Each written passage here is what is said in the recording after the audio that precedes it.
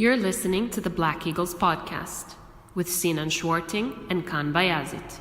Ahmet Dursun Sergen aldı. Sergen Bülent yan yana. Sergen Bülent. Sergen. Yanında Tümer var. Tümer'e doğru aksiyon kaybetti. Tümer topu aldı. Sergen aldı. Gol! Gol! Gol! Sergen attı. Sergen attı. Şampiyonluk geldi. Sergen attı. Şampiyonluk geldi. İbrahim'in pası. Roma. Şimdi Ahmet. İkinci gole gidiyor Beşiktaş. Ahmet.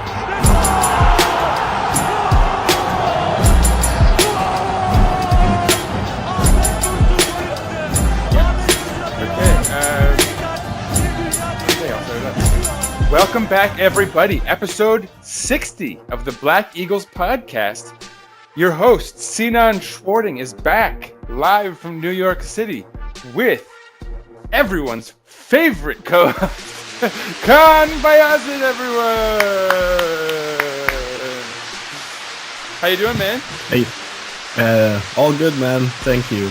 So for the people listening, you have to know that, Sinan obviously adds in the applause post-production. So right now when we're talking, it's just him going clap, clap, clap. It's like to an empty room. It's super awkward for Kaan.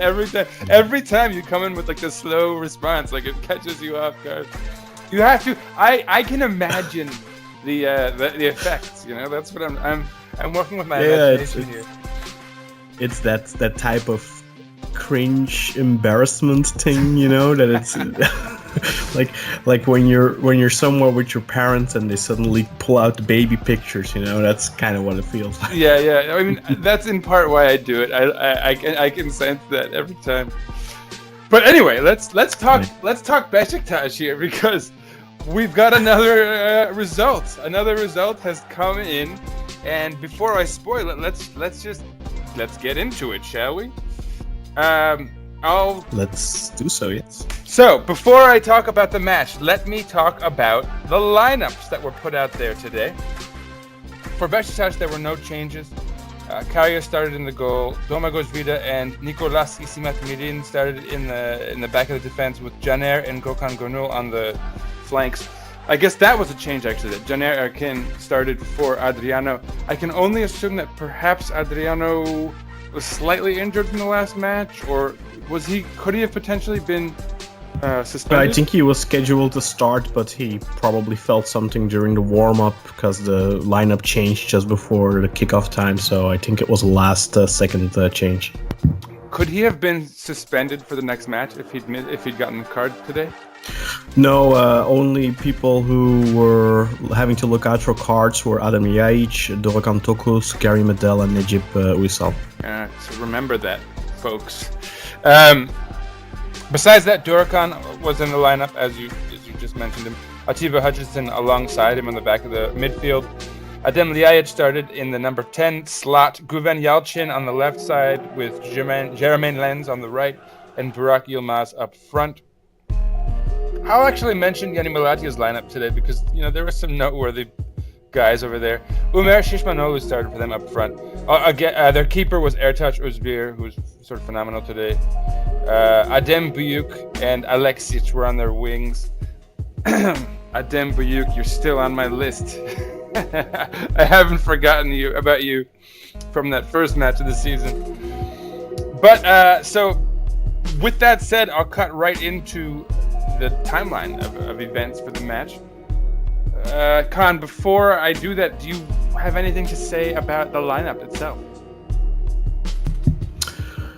No, I think we were all kind of hoping a little bit for Kagawa to start again, but I completely understand the decision for Güven after his tireless and selfless working last week against Bursaspor. He did deserve to get that start today, so I understand Şenol Güneş's decision. And the old expression, if it ain't broke, don't fix it, right? Yeah. Beşiktaş was on good form. Don't change a winning team. Exactly. Don't change a horse midstream. Anyway, the match kicked off, and it was exciting right from the get-go.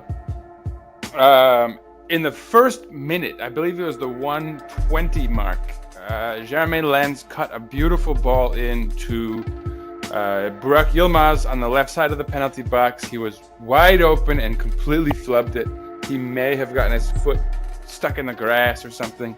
Shortly after that, and I think about the 20th minute or thereabouts, Adem Ljajic had a nice shot parlayed out by the keeper, Ertac, who, for me, was probably the story of the first half. He was phenomenal. There were a couple cards dished out in that first half. One to Akça, I think it's Murat Akça, sort of early in the match. And then the more noteworthy card went to Adem Büyük. Mr. Büyük, on my list. You've been cursed, my friend. Welcome to the Black Eagles podcast list, sir. In the 39th minute, just 2 minutes after the yellow card to Murat Akça, I'll hand it over to you, Kaan, since I've been talking a bunch already. Tell us about this red card, because I think we're on the same page. Yeah, I think this is a no-brainer. He basically hits with the bottom of the sole of his boot, so his studs. He hits Lens on the back of his calf, just under his calf muscle. And I mean, it's away from his own goal. Lens is passing the ball back to the defenders. So this isn't like to break down an attack or anything. This is a malicious fall. It's a red card. There's no question about it. I posted the same thing on Twitter, and even like Galstar people also said, I watched the replay. Yeah, it's a red card. And in our group, there were people actually saying that's not a red. I mean, it's because we have these contrarians in the group. There's no debate about this. This is always this has to be a red card. Yeah. There was no need for him to do it. He had zero chance of getting the ball because that's what bumps it up from a yellow card to a red card is the sheer unnecessary aspect to it. You know, and where the ball is not only on a sort of slow pass back, but the pass is way off. There's no opportunity for Adem Büyük to have any play on the ball whatsoever. It's completely unnecessary. That it's a very cynical touch by him. It was a mean fall. Yeah. You should get a 4 or 5 match suspension for something. And then like that. especially the fact that he's so incredulous after the fact and oh my God, how could that possibly, like, that to me almost makes it even worse. It's this complete lack of, dude, you could have put this guy out for the rest of the season. If you snap that tendon there, that's it. I mean, that's a terribly dangerous foul. That's probably, you know, that could be career ending if you snap the the hamstring or whatever. Yeah, it was a little bit higher, I guess, than a hamstring, but it was a nasty little thing.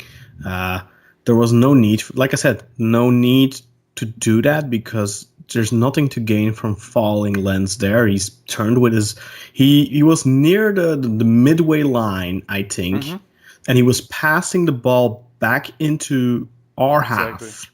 So it's not like Adem was trying to break down a dangerous counterattack and felt like, I have to fall Lens here so they can't score, they can't, counter on us and situation. No. Yeah, I mean, this wasn't not a professional foul or anything. This wasn't an attempt to play the ball because Lens is in between him and the ball, and terrible. There's zero chance of him getting it. It wasn't even an attempt to go after the ball. It was just it was supposed to mean fall, and I think that comes back to Adem Büyük having a real chip on his shoulder whenever he plays Beşiktaş, because he of course comes from the Beşiktaş academy.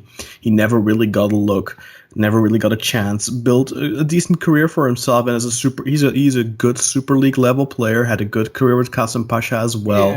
Now doing well for himself at Malatyaspor. I think for him it's just really having a chip on his shoulder whenever he plays his old club. I get it. He probably felt that he could have been. I mean, I think Adem Büyük could be easily our Mustafa Bekdemek. I mean, I don't get why we bought Mustafa Bekdemek and pay him all that money. Adem Büyük, in my opinion, is exactly the same quality, same level player. You could come, I mean, he's kind of like Guven in a way. I mean, Guven, of course, much younger and has a far bigger upside now. Ceiling, but yeah. I mean, look, Yeah, Kaan, I mean, I don't but- have any room for pity on this guy because he is on the list. I've got my eye on you. Yeah. Goddamn, I still have my eye on you. I'm just I want you to know. I'm just trying to explain why. Well, I'm just trying to give you my point of view of why I think he's always this Aggressive. He always seems a little bit extra motivated when he plays against us, and yeah, he just has a chip on his shoulder, and sometimes that can result in a good game from him, and other times it results in something like this, or like last There's time. a contrast in terms of how to treat yourself post Beşiktaş, and I think a gentleman, if you will, like Ömer Şişmanoğlu is an exemplary model of how to treat your. Anyway, but I don't want to spoil anything. Let me get into this. So anyway, halftime comes about. Beşiktaş does not utilize the advantage they've been given by that red card. They're a man up. They go into the half, still 0-0. Come out of the half, but you can tell immediately. I think I could tell anyway that Beşiktaş had something going immediately. They were pushing. They were aggressive. They needed a little direction, perhaps, to deal with that advantage. They needed some strategy, but they came out with it. And I think they were already pressing really hard after the red card. Yeah, I think there were. but it was just disjointed. I mean, perhaps there was just the emotions were up a little. I don't know. But right out the gate in the 50th minute, bam, a goal by Atiba Hutchinson. He bangs one into the top corner after the ball sort of bungles around a little bit in the box. The official assist went to Gökhan Gönül. Is that right, Kaan? No. Caner took the corner. The corner went into the first post where Gökhan was positioned and headed it through, and then Atiba finished it. Cross. This was with his head. This was something they clearly trained on. This was something from the training ground. So Caner took the corner, and so that's what I meant, is that Gökhan Gönül intentionally put the ball in there. I don't know, did it go directly to Atiba? I think it might have taken a bounce, but it doesn't matter because officially it's intent that counts. It went to Atiba, yeah. I think the goalkeeper was pulled kind of away there to go and meet the cross, and Gökhan heads it through, and then Atiba was smashes it in, and he couldn't miss. Atiba smash! Empty net. Yeah, so that was phenomenal. Right before that, there was another really big opportunity for Burak as well that we shouldn't gloss over. I think a fantastic cross pass from Caner over 65 meters. Burak one-on-one with the goalkeeper, and again a great save from that Ertaç guy who was replacing Malatyaspor's starting goalkeeper, who was suspended for this match, Famoye, who got a yellow card last week. But Ertaç, I think, did brilliantly again, had multiple good saves, and this was one of his really good saves again, one-on-one with Burak. Who did really well on the run, but the Caner pass was brilliant. Yeah, I couldn't. That was like in the 48th minute or something. No disagreements from me on any level there. But so, and I think perhaps, well, all right, I'll say this for after the match. This is perhaps a little analysis-y, analysis-like, but I wanted to mention Burak's less than perfect day, perhaps up front. But we'll talk about that later.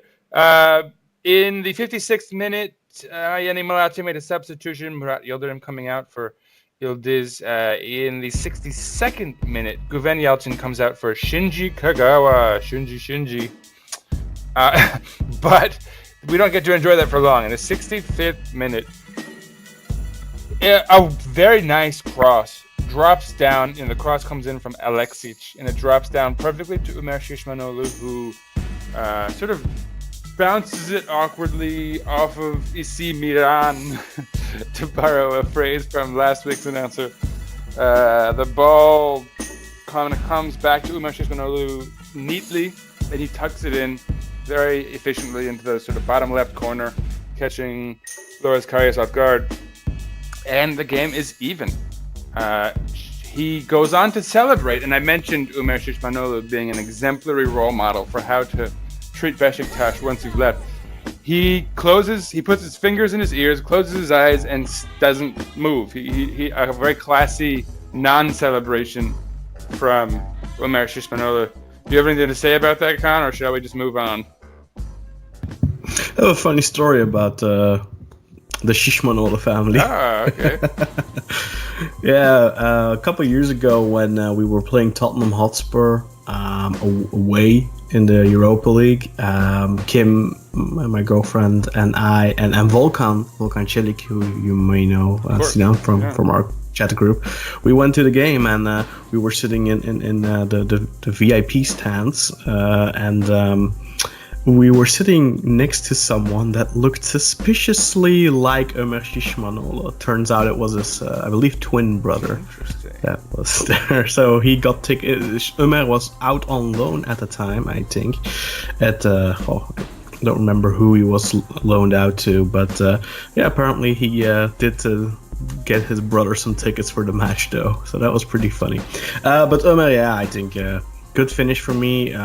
Isimat should have done better there, defending that cross pass from Alexic. Really good pass though. And then good finish from Ömer. I know our in-house goalkeeper critic Sali, who also before the match said that Malatyaspor's goalkeeper Ertaç was absolutely the shits, and our players should shoot at any opportunity. Yeah. I just want to put that out there to put this in perspective. He did say that Karius should have done better there. Well, I think to me that was just a good finish from Ömer. But we were fortunate that didn't end that way. Right before that, of course, that massive chance for Lens. I think we're gonna delve into that a little bit more in our analysis. Yeah, good, fair enough. So, picking up where you left off, the immediate response is to take out. Oh well, so this is actually right after a great counterattack, good build up. The ball drops to Germain Lens on a kind of one-on-one, and again, Ertaç makes a fantastic save. Actually, that happened. That was in the build-up to the Ömer Şişmanoğlu goal. Sorry, I'm crossing my events. In that moment, though, a lot of people were very upset with Germain Lens because he did not put that ball away previous to their goal. And so he subbed off right after the goal for Quaresma. So be careful what you wish for, folks. But in the 70th minute, only 2 minutes later, Adem Ljajic slots the ball home beautifully on a crossfin from Caner Erkin, and the score is 2-1. A fantastic goal from Adem Ljajic, upon which he celebrates, because I think he was letting out some frustration. The team had been attacking but not putting them away. And so his way of representing that, maybe what you could say emotion, was to kick the corner flag. And now I want to make a note of these sort of shoddy corner flags they got in Malatya. They see not much later, Domagoj Vida defended the ball, and I felt like he hardly touched it, and the thing snapped in half. But Adem Ljajic gave it a real kick, and sure enough, it snapped in half. And he got a yellow card, thus suspending himself from next week's match against Fenerbahce. Kaan, I know you have something to say about this. This is stupid. This is Lige being dumb. Please do not blame the referee. He gave the ref no choice. No, here. I mean, not at all. He You kicked. can't blame the ref. No, but I know some people are going to blame the referee here and are going to be like, oh, he just gave him a yellow because now he's suspended against Fenerbahce. Which, I get it. I mean, we've had those cards before. Remember Talisca last season where he got yellow carded while he was the guy that got fouled. And then we, of course, had that ridiculous red card that Atiba got a couple of years ago, and the whole penalty situation. I think it was against Konya. So we've gotten, we've been on the short end of that stick very frequently before derbies, where we get these ridiculous suspensions. But this one is not one of them. This is 110% on Ljajic himself. I get his reaction because he was playing well.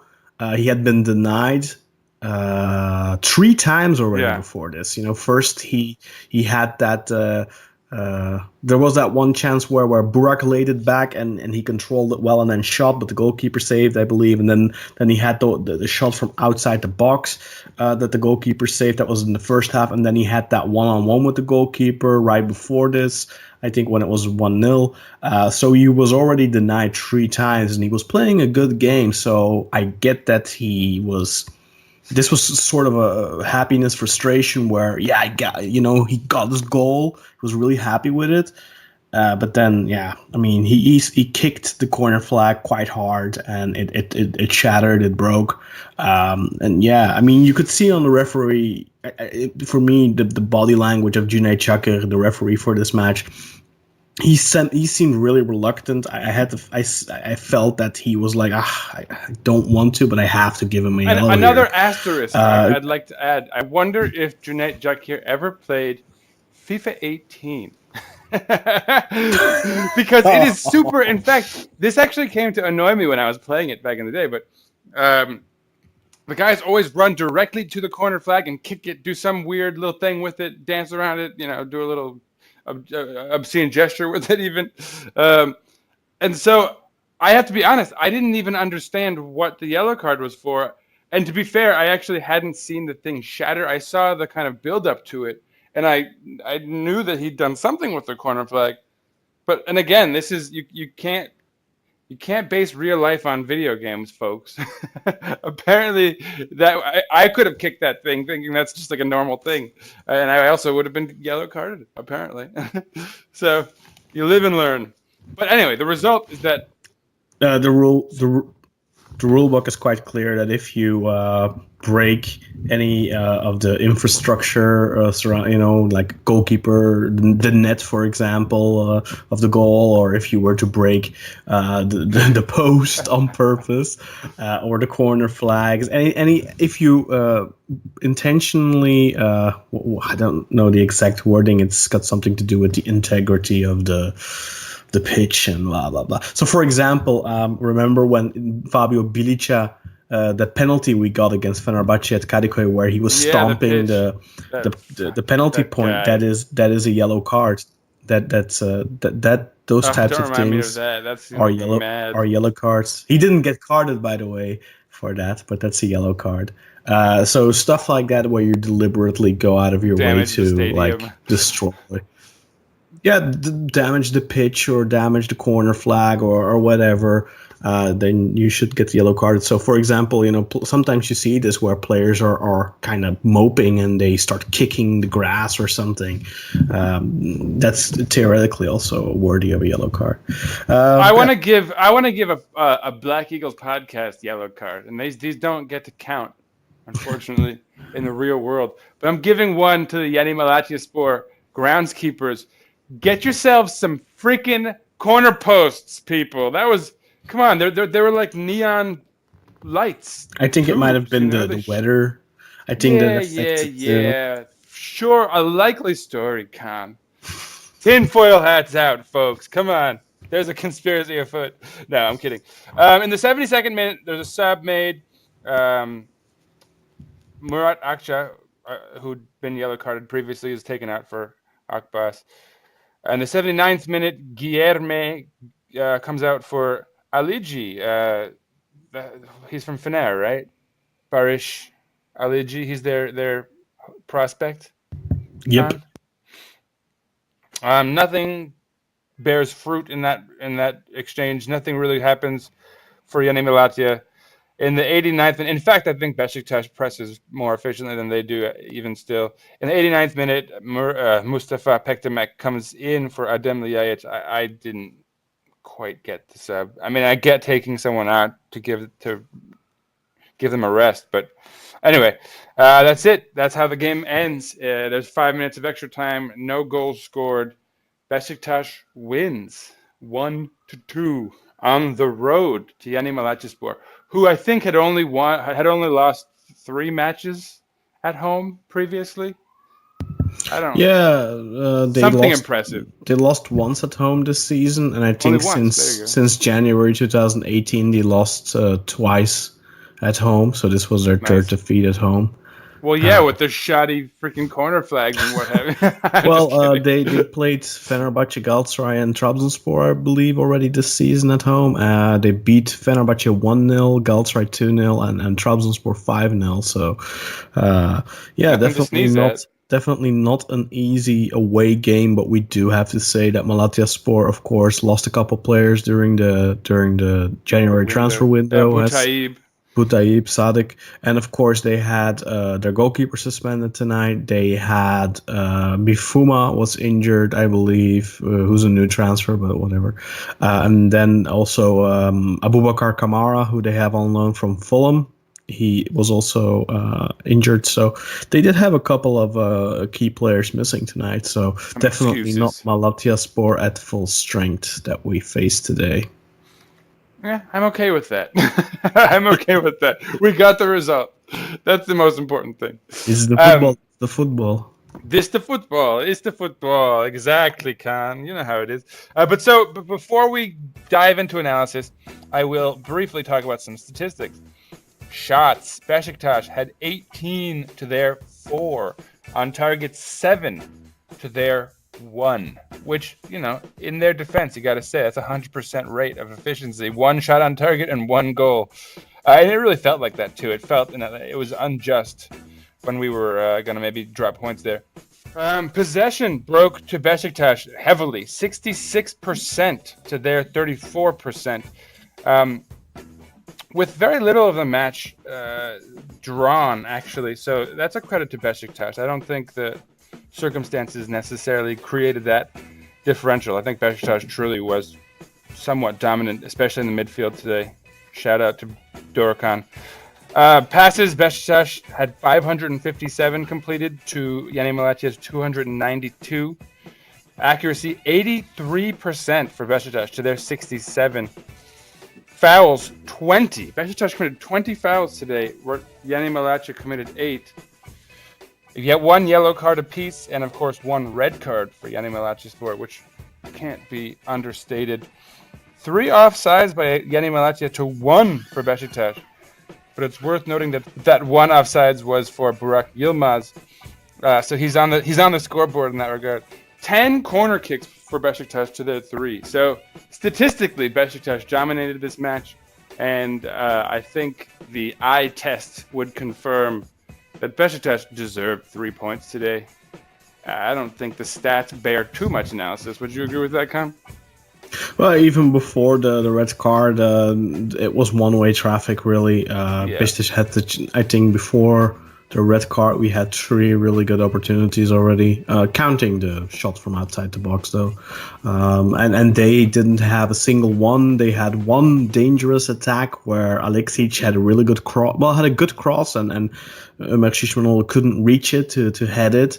I think if that would have been a little bit better, if either the timing of the jump or the cross would have been a little bit better, that could have been a goal. But that was all they did in that opening 40 minutes. So prior to them getting a red card, you can't really say that Beşiktaş weren't already the most likely to take the points. Of course, if it remains 11 versus 11, it is going to be a different match. You're going to have more opportunities for countering for Malatya. There's going to be less space for us, and they'll have an extra man to maybe get a counter going. But I think even without a red card, I think this is a match that we probably would have won, because I didn't think we were great before the red card in terms of play, but we were the better team. We had the chances. We created those opportunities, and that's the most important part in football, apart from putting them away, of course.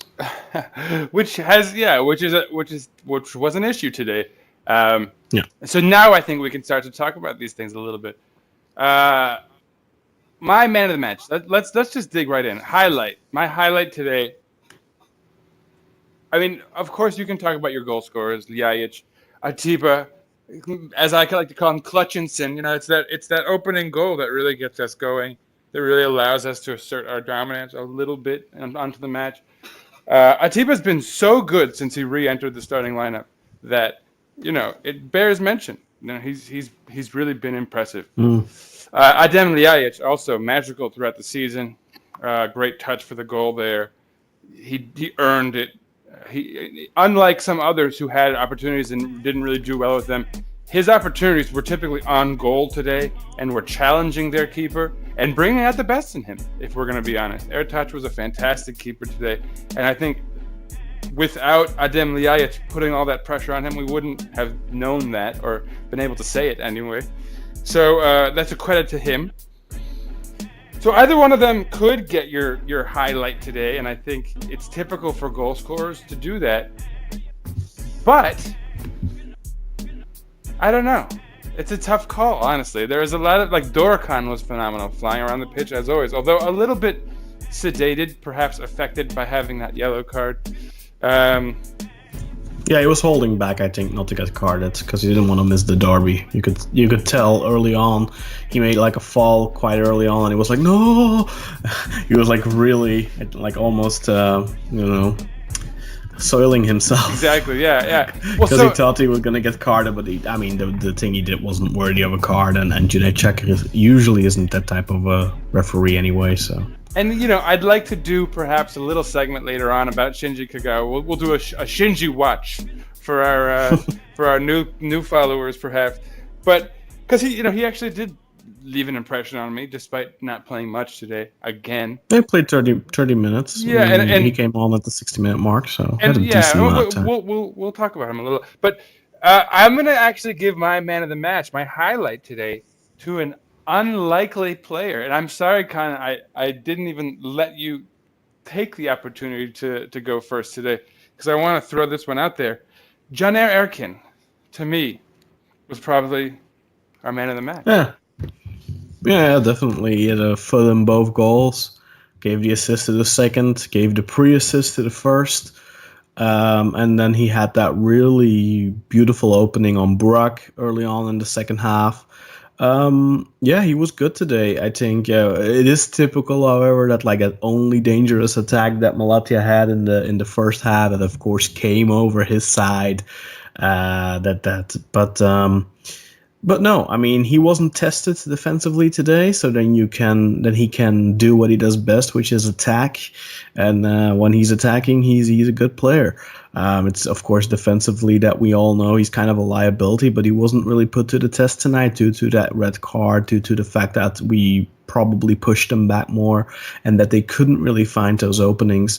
Like I said, in that first 38 minutes, they had one dangerous attack over their right side or left side with an Alexic cross into the box toward Ömer Şişmanoğlu, couldn't reach it. But I think that Caner definitely worthy of that man of the match nomination. But I'm gonna go with Ljajic, nice. Not because he scored, but just because he was alomtegenwoordig, like we say in Dutch. He was very present today. I just like when we spread the wealth a little, so I'm glad you picked someone else. Yeah, I think he put his mark on this match again. Oh, yeah. I think he was dominant in a way. He did everything he did pretty well. He was unlucky not to score more than once, perhaps. Ertaç was good. And I'd like to see a little bit more creativity from Ljajic. Right now, he was getting in the box. He was getting in positions rather than creating. But it doesn't matter. If he scores, it's good. If he assists, it's good. He's been quite on fire since the January break. This was the fifth game. Since the winter break, and he is on 4 assists and 2 goals now. So he's been involved in 6 goals in 5 matches. So that's definitely not bad. And he's finally becoming that central figure in the team that we wanted him to be since the get-go. I think it's just another part, one of those side effects of Şenol Güneş's reluctance to put new players into the team. It takes a while before you start tapping their potential properly. We were finally seeing an effective Ljajic, who I think this was all kind of what we hope to see with him Absolutely. at the start of the season. Absolutely. And it's finally coming out, but it's a little late, unfortunately. If this would have happened, I mean, if you just look at the team today and you compare this team to the team that played those opening 4 or 5 matches of the season, we've changed in so many positions already. It's a different team, really. For sure. No, I think that he had a moment in the box today dribbling the ball, and it didn't bear fruit. It didn't result in anything in the end. I think the ball was cleared. But he was sort of dancing around 4 or 5 defenders, and he got past 4 out of 5, I think, and it was just one of those moments where I thought, God, like if someone else had come to support him and he could have just dumped the ball off to them, it would have been an easy goal. He does so much that I think in some ways our guys are still settling and adjusting to the fact that they have a guy who can do these things. I think in some ways they still don't even know what he's capable of fully, and so once they do, he could be even more effective than 4 assists and 2 goals in 5 matches, I think, because he really he applies a certain kind of magic to the match at times that it's nice to see in a Beşiktaş shirt. Quick change of gears, low light. Let me hand you the mic here, Kaan. You got anyone to call out today? No. No one? Really? No, I don't know who I should call. All right, let's take this opportunity then to talk about one negative moment in the match. I'm not gonna blame. Yeah, okay. I'll call. You know what? I gave him my man of the match. I'll give him my low light too, Liaj, because he's a dumbass for getting the yellow card. I mean, and I'll tell you what. My immediate response, I laughed a lot. I was in the corner of the group chat that thought it was like a dark humor moment because there was like a Renaissance painting moment where he did the face palm after realizing he'd gotten the card, and Atiba Hutchinson was doing this kind of like good father, kind of like, oh come on dude, kind of like I thought it was kind of hilarious, and I could take that approach because I also know, and it's worth noting that this just means that Shinji Kagawa is definitely going to get a start in the match next week against Fener. You think? I wouldn't put my house on it if I were you. Oh, you think? Oh my God! If we get Pektimek instead or something, I'm gonna fume so hard. Don't even plant that doubt into my mind, Kaan. That's gonna ruin my weekend. It's the logical thing to do, but it's Gunesh. I don't trust him to do the logical thing anymore, especially if you see him, his post-match his comments and all that stuff, where he's basically just kind of shitting on that idea. But then again, I mean, Shino says like the opposite of what he does. Quite all. I don't know. He's an enigma, really, man. That man. He's a truly weird fella. Yeah. Like when he brought Shinji Kagawa on, I noticed that he didn't take Liajic straight away off, and that his whole thing was about how they can't be on the pitch together. And so the first moment that Kagawa comes on, they're on the pitch together. So interesting, definitely. I mean, it's not like hypocrisy or anything like too crazy, but it's it's just him being weird again. But what I do want to say, I think he likes. I think he just likes to be controversial. Yeah, probably. Anyway, what I will bring up another low light moment, which was the goal scored against us. And I think most of the blame has to go to Nicolas Isimatmirin, or Isimiran, if we're Miran. Isi Miran. Let's go with the full-on crazy name. Yeah. But if we're gonna really point a finger, I think that's where it goes. Also, whoever let Alexis put that ball in so precisely to Umer, because it's not like it was a howler. Umer played the ball forward and reacted well to it taking a kind of funny bounce. Mirin did defend it, so it wasn't like totally like lazy or anything to that extent. So, it was just one of those goals. And we've seen it happen all year where a team will get 1 or 2 chances and they'll put that one away, and we'll have 15 chances and we'll only put one away. And so then we're scrambling in the last few minutes to get, the result. And so the positive thing here is that we got the result. So we're riding that good form through and changing the narrative a little bit from what it's been thus far. So that's all positive. But yeah, I mean, look, if we're really focusing on a low light today, I suppose, that's a moment worth mentioning. And, it happens, but it did happen. But again, it's nothing to harp on. I don't know. I don't think there's a need to point fingers, honestly, today, very much. We didn't give a single chance away apart from their goal, I think, all game. And I mean, they were down to 10 men for two-thirds of the match, pretty much, a little bit less. But I mean, I don't know. I don't really think. I don't think it's worth giving a low light to those guys, because I think the defending was fine. Was good again today. I think it has been for the past couple of matches. Defending has been good. I mean, look at the Erzurum game. Their goal was a complete fluke. We didn't give anything away almost in that match. We didn't give anything away. I mean, even against Antalya, we conceded 2, but I think we barely gave anything away there. We didn't give much away against Bursa either. Then who was the first match? Akhisar. I think we might have given a couple of chances away there, but apart from that match, I mean, I think the defending has been quite good recently. We've been a lot more solid defending.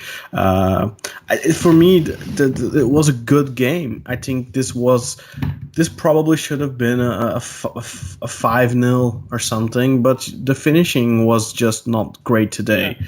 And you can say that Burak's still somewhat new to the team, still settling. You can excuse a day off. You're going to have this with Burak. Burak is going to have those matches where he's going to miss a lot of opportunities. That's always been him. That's always been Burak. That's why I've never said that Burak is a fantastic finisher. He's a good finisher. He's not a great finisher because he does sometimes he needs a lot of opportunities to score. But when it rains, it pours. He'll often make up for a couple of weeks without goals with a game where he'll put in 2 or 3 in one shot. So Burak's never going to be the striker that if you get 3 chances in a game, he's going to score 2. Usually, that's not him. He's not Mario Gomez. He's not that type of a striker. He's a type of striker that gets in a lot of positions, scores a lot, but he'll miss a lot too. That's just Burak. People who are surprised by that did not properly watch him throughout his career, because that's always been him. Even when he was at Galatasaray, there were many moments where the home crowd would boo him because he misses a lot of chances. That's just Burak. I remember today I had a flashback. When he came out looking a little underwhelming early on, I had a flashback of his days with Galatasaray or Trabzon or whatever, and I thought, oh, this is one of those days where when you came out against him, you felt like, okay, this is good. It looks like he's going to have an off day. You know what I mean? And that's it. It was that he has them, as you said. Anyway, but then I didn't think he had he had an off day in front of goal in terms of finishing, but I thought he played a good match. And that's also one of those things where I wanted to say, for me, there wasn't really a negative performer today, apart from Leitch taking that yellow, because of the fact that I think everyone played a good match. Yes, we missed a lot of opportunities, but I don't think that missing chances means you're playing bad. Yeah, for sure. You can play really well. Yeah, and Burak, I mean, he gave Leitch a goal on a silver platter. He gave Lens a goal on a silver platter. He created two 100% scoring chances, and he also missed himself a couple. I don't know how many, at least 3, where he should have probably scored. But I mean, you can't really say he played a bad match, because he was there. He was weighing on the defense constantly. He was a constant hassle for them, constant threat. He didn't just play for himself. He played for the team. That's, I think, something that's very important. And also something where our fans definitely need to watch this, that he's not just being a selfish striker that is just playing his own game and for his own glory. He's working really hard for the team, and he's putting the team first before himself at the moment. I think that's all you can really expect of him. And the same with Lens. I mean, he got a lot of criticism for when he missed that opportunity, and of course the fact that they score like seconds after that, when you just had like a 100% chance, and then they score, then it's just only going to make people more angry. But that's I mean, also so irrational, man. Like the ball went out of bounds. There's a throw in. Like, how is that Jeremy Lens's fault? Like, people were so irrational after that goal. I was saying, like, guys, there's 30 minutes left. Looking for Please, scapegoats. Our group chat went off the chains at that point. But all right. I mean, I think you're right. I think you're right on everything you've said. And the fact of the matter is, there's not a whole lot of analysis left here, because it's just one of these matches where things were clicking again, and just like when we were losing a lot, things were getting repetitive. I don't want to jinx it, knock on wood, but we're almost in a phase now where like we've kind of covered our bases here too. But so here I have a fun thing, Kaan, a fun little exercise to take us out with, to spice up the life of our listeners a little bit. That was weird. Anyway. So we were talking about just now Isimat Mirin and Vida, and how they've been a very solid tandem. And I mentioned this last week that I could easily see them becoming, kind of in a historic sense, one of my favorite pairings. And those are big shoes to fill. I had said previously that my favorite all-time central defender pairing, in my however many years it's been watching, probably stands as Ronaldo Guiaro and Zago. Phenomenal Brazilian pairing we had back in the day. What do you, Kaan, who's your favorite central back tandem? Yeah, in your years of watching Beşiktaş? Zago Ronaldo. Oh, damn. Well, that's not fun. What's your second favorite? I mean, could you? Marcelo Tosic, I guess. Oh, that's interesting. I liked Ferrari Sivok, but the problem there was, of course, that Ferrari had the season afterwards. Ferrari just kind of effed us. So I mean, for me, I guess Marcelo Tosic. I guess, but for me, it's always gonna be that's that 100-year team, the 100-year anniversary team. That's my all-time favorite team, without a doubt. So. But I mean, it's interesting, because I was trying to think of like Vida and Isimat Mirin might already be my second favorite pairing, because I was like, okay, like Sivok was a favorite of mine. I always liked him. But then you say Ferrari. Who was your immediate pairing?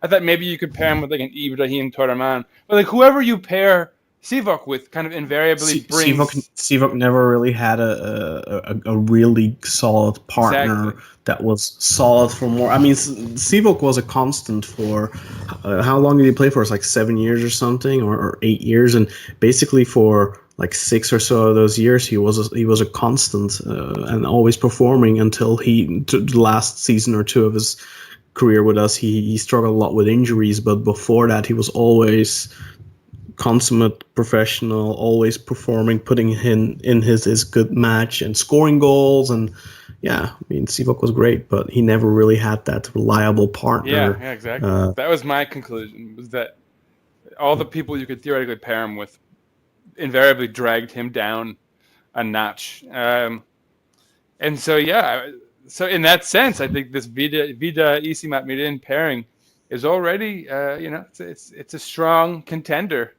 early on. I hope they can keep it up. Again, I've already knocked on wood once, but I'll do it again. That's selling the pelt of the bear before you shot it, man.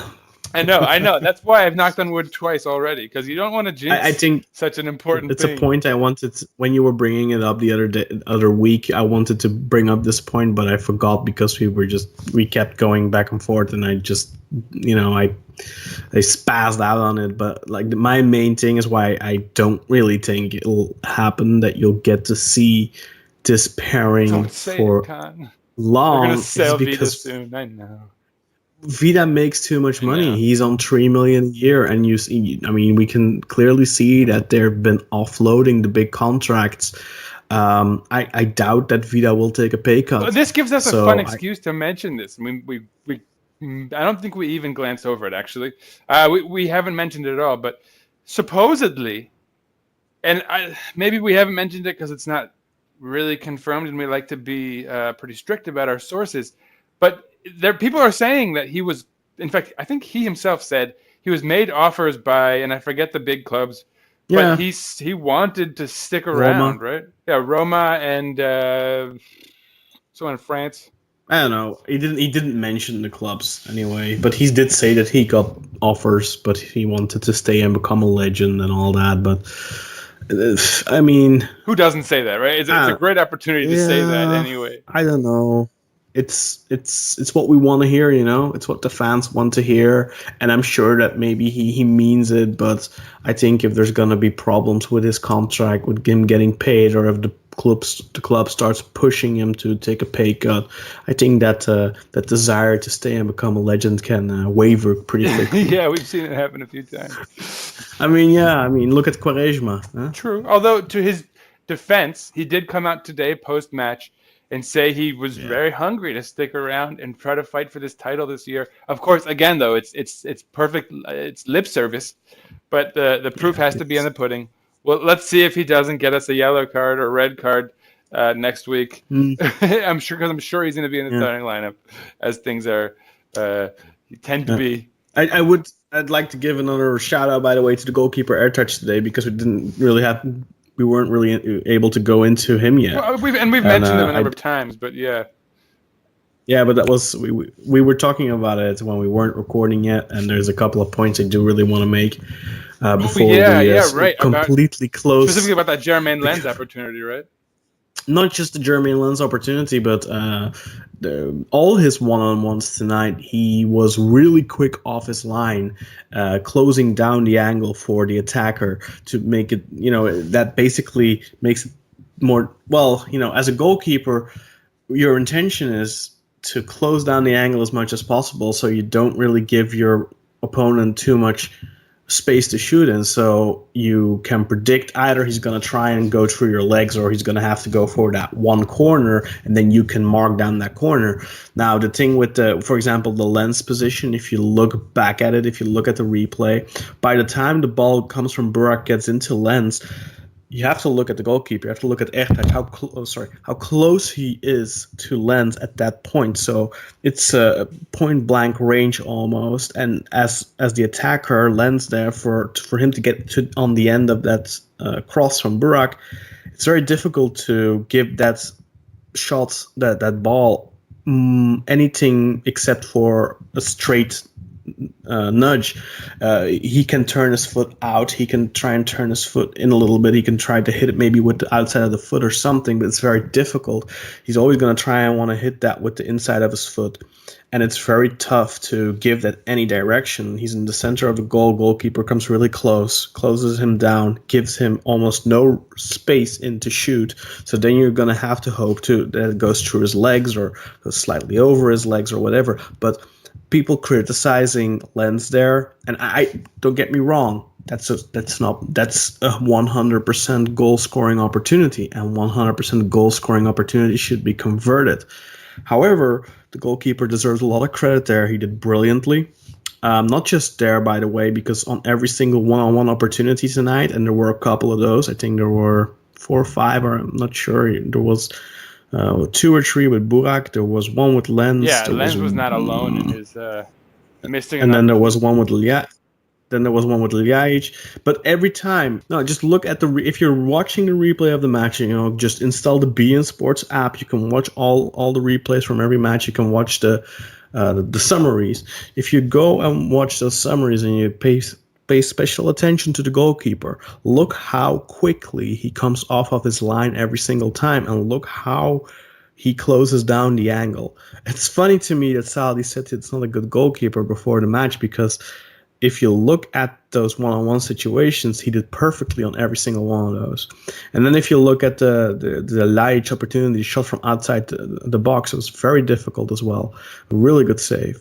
There wasn't a single moment today where this goalkeeper did anything but what he had to do. He was perfect today. There was he couldn't have done anything about the first goal. He could not have. I don't know. Maybe he could have. The second goal was difficult for him, and the first goal you can maybe say, okay, he has to have it, but he has to try and get the cross, but it was too far. The Gökhan heading it through was not in an area where the goalkeeper should have had the ball there. So maybe you can criticize him a little bit for coming off of his line because he can't get that ball. But for me, he was perfect today, goalkeeper of Malatyaspor. I can't disagree with any of that. He was phenomenal, and I was actually surprised when you mentioned in the beginning of the episode that he is not normally a starter, because he definitely deserved a look. He deserves a look now. Yeah, he's 29 years old. I'm not saying here Beşiktaş should buy him. I'm not saying he's one of the better goalkeepers in the league. No. I'm talking about starting for Yeni Malatya. I mean, that's maybe you could. I mean, there's so many goalkeepers that are usually on the bench or whatever, and then they can have this perfect game. I'm pretty sure this was one of his career highlights. This game. Well, good for him. Good. I'll do the round of applause sound for him that we normally reserve for guests. Good for you, Ertat. Besides that, all right, Kaan, take us through the match standings, if you will, or shall I?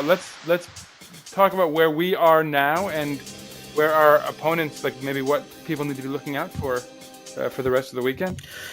Assuming that we'd get this. Yeah, feel free to go over the stand. Let me talk. I'll do it. Let me do it. Okay, in the Super League. So after today's match, discounting the fact that we're now a match ahead of everyone, things look fantastic. Beşiktaş is equal on points with Galatasaray now at 39 and are only 6 points back on Başakşehir here. Now, of course, they're going to be playing this weekend. Let me just talk about their matches. I don't really need to go into the others because there's no one who can catch us thanks to that victory. So Beşiktaş is assured to be in third place at the very least come the end of the weekend.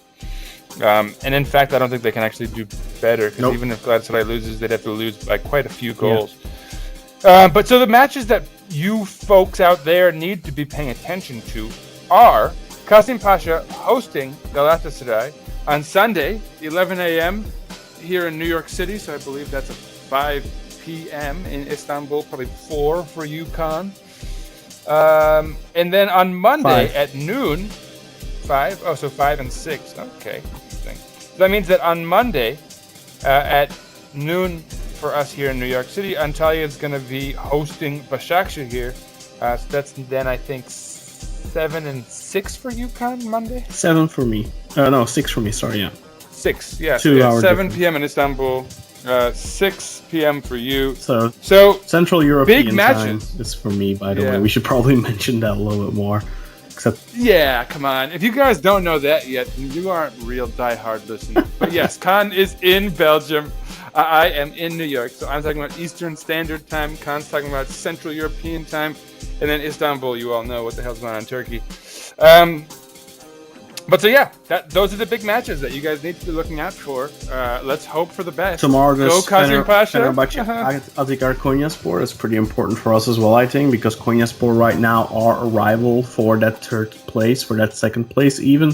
I mean, if Konyaspor win tomorrow, they're on 36 points, so they'd only be 3 off from us, and which applies to Trabzonspor too, I guess. We should mention then also Trabzon as well. So Malatya, they can only drop out of the top 4, and then there's Trabzon and Konya who have a chance, and even I guess Sivasspor theoretically could, but that's unlikely.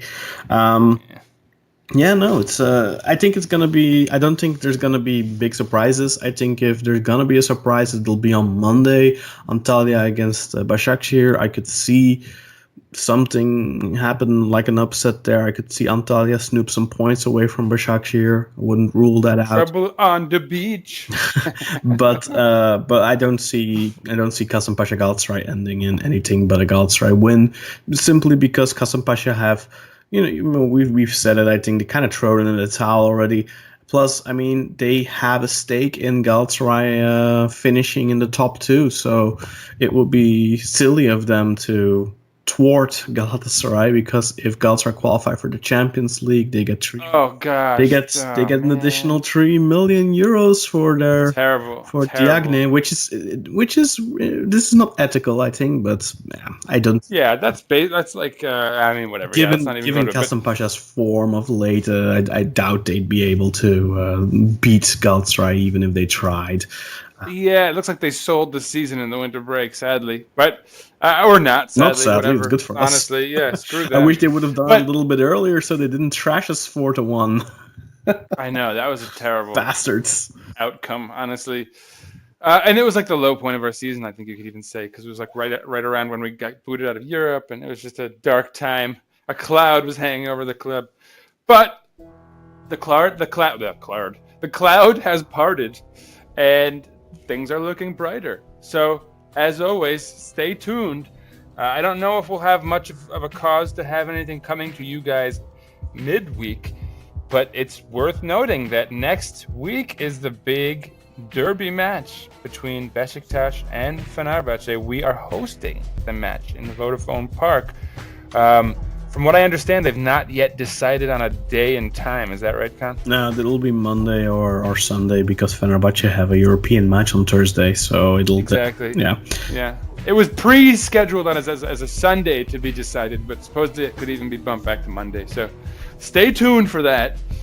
But yeah, we'll see you then. Kaan, do you want to take us out? Do we have anything else to talk about? Thought you wanted to do your Shinji watch. Oh, Shinji watch! Dun, dun, dun, dun, dun, Shinji watch. Okay. I love how you make it sound Japanese as well.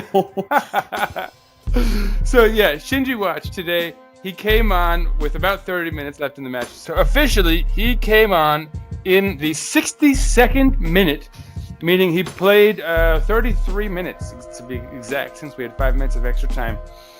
He had quite a few nice touches on the ball. There was one moment specifically where he had the ball and was immediately surrounded just outside of the penalty box in attack. And he very craftily lofted the ball out to the left side, to the wing, successfully. And it was one of those scenarios where it's like, as a Beşiktaş fan, you see the defense kind of close on a guy a million times, and every single time we lose the ball somehow, because we've never had anyone with that kind of technical capacity. Even like Talisca, wasn't quite that kind of a player. He would send off these crafty shots at times, but nothing like that. So, again, Adem Ljajic is out next week, but I kind of take heart, the silver lining at the very least, because although Adem Ljajic is in great form, Kagawa looks like he's raring to go. He's not disappointed yet. He hasn't done anything that's like, oh, he's definitely not in form yet in his 3 appearances off the bench. And so all in all, good performance from him. Tidy performance. Didn't let go of the ball easily. Had a number of nice touches to connect play. Almost scored. I was going to say there was one, perhaps a signal for something for us to look forward to. And again, speaking of silver lining, if Quaresma is destined to enter the starting lineup, because we know Şenol Güneş loves the man very dearly, perhaps something from us, for all of us Beşiktaş fans to take hope from, was this nice connection between Quaresma and Shinji Kagawa late in the match. Quaresma came into the match late as well, as I said, and he provided a little spark. He had a little energy, which you'd hope for, given how he, has been received of late, and all the rumors of him leaving and the red cards. But there was a nice touch between Kagawa and Quaresma where the ball got dumped out to Quaresma, and he found Kagawa racing into the box. Kagawa seemed to really catch all the defenders off guard.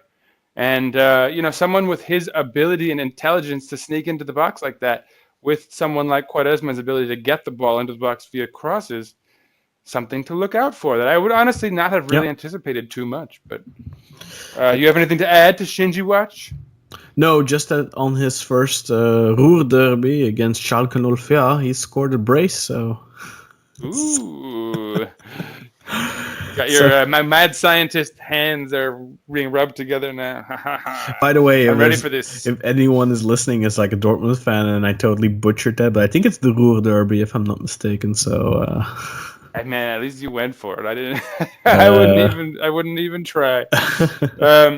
But so yeah, that's it for Shinji Watch, guys. Stay tuned because I think next week Shinji Watch will be more voluminous because we'll have much more to talk about in theory anyway. Let's hope he so. is very likely to be in the starting lineup. Let's hope we have a lot to talk about next week in Shinji Watch. That's right. Kaan, so take us out because that's about all we have to say for today anyhow. That's it. Make sure you take a look at episode 59. I recorded that earlier this week with Alex Kirkland of Real Madrid TV and also of the Spanish Football Podcast. Alex gave us some tremendous insights on who is the coach, Guti Hernandez, because of course Guti is assistant manager to Şenol Güneş right now, but he might very well become the next Beşiktaş coach should Şenol Güneş sign on as the Turkish national team coach, which looks inevitable at this point. So the main question is not will Şenol Güneş leave and sign for the Turkish national team. The main question is when will he leave? Is he going to leave at the end of the season or will he leave? I would imagine right after the derby is a good timing. There's an international break coming up pretty soon.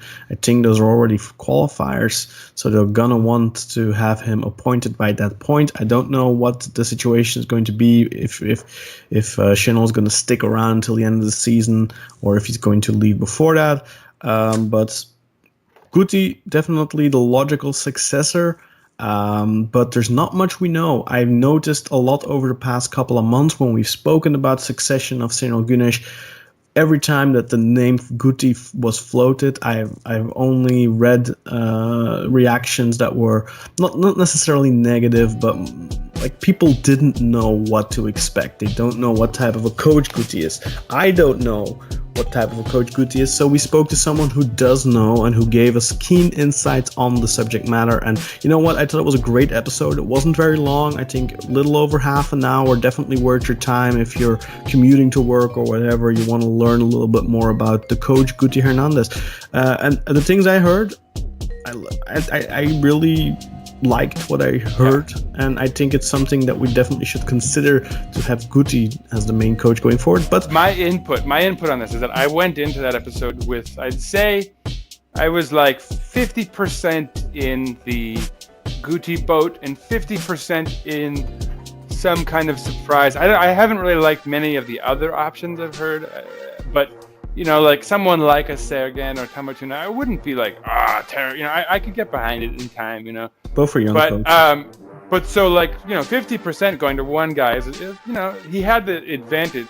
But after listening to Alex, you know, really dig in, I'd say I'm in 75% Guti territory, meaning 25% being spread out among the, you know, the other 3 or 4 names that are most commonly linked. Yeah. So I'm you know, that episode definitely impacted my backing of Guti 100%. But anyway, sorry, I didn't mean to cut you off. Take us out. That's really it for me. So go back to listen to that episode, and you know, if you haven't listened to other episodes, feel free to go back to the Adam Ljajic episode where Sonia will tell you that Adam is a very special character, which we saw today, of course. Yeah, shattering the.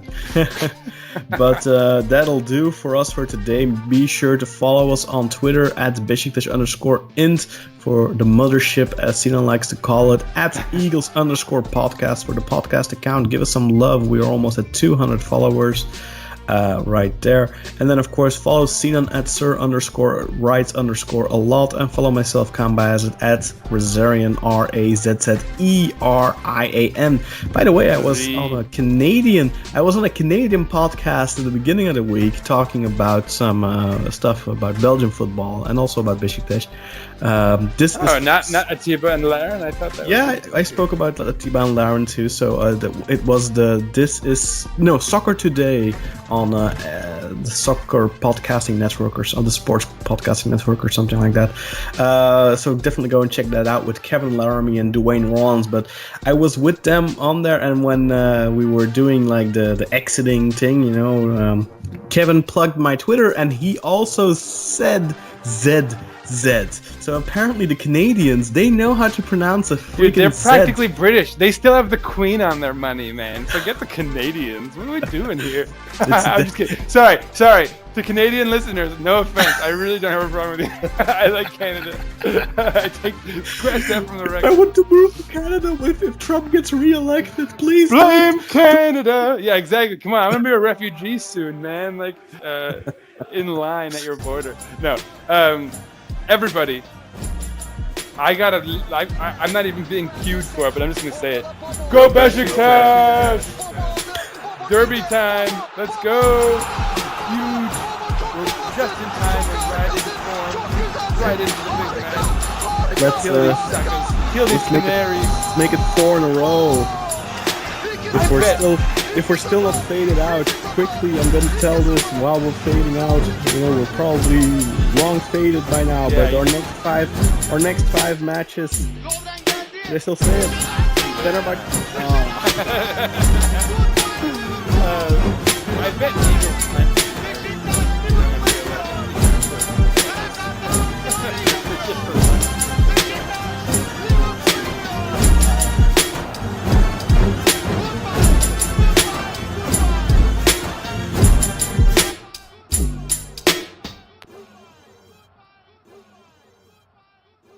Beşiktaş International hopes you enjoyed this program.